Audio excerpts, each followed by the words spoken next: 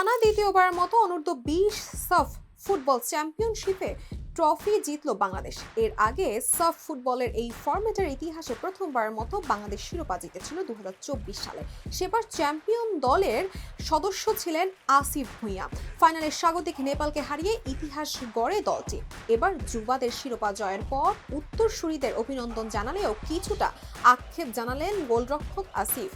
তথ্য বিভ্রাট নিয়ে তিনি বলেন, অনেক সাংবাদিক ভাইয়েরা এবং অনেক কর্মকর্তারা দেখলাম বলছে বাংলাদেশ অনূর্ধ্ব-20 দল নাকি প্রথমবার চ্যাম্পিয়ন হয়েছে।